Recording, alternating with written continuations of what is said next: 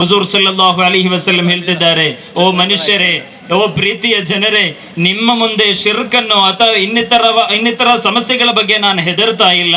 ಆದರೆ ನನ್ನ ಸಮಾಜದ ಬಗ್ಗೆ ನನಗಿರುವಂತ ಒಂದು ಭಯ ಯಾವುದು ಅಂತ ಕೇಳಿದರೆ, ಹಳೆ ಕಾಲದಲ್ಲಿ ಒಂದು ಸಮಾಜ ಹೇಗೆ ಈ ಸಮಾಜ ನಾಶ ಆಯಿತು ಆ ಕಾರಣ ನಿಮಗೂ ಕೂಡ ಬರಬಹುದು. ಇಂದು ನಾವು ಅನುಭವಿಸ್ತಾ ಇರುವುದು ಕೂಡ ಅದೇ. ಅದು ಯಾವುದು ಅಂತ ಕೇಳಿದರೆ, ನಿಮ್ಮ ಮುಂದೆ ದುನಿಯಾ ಎಕ್ಸ್ಪ್ಲೋಯಿಟ್ ಆಗಿ, ನಿಮ್ಮ ಮುಂದೆ ದುನಿಯಾ ಬಹಳ ಚಲುವಾಗಿ ಕಾಡುವಂತಹ ಸಮಯ.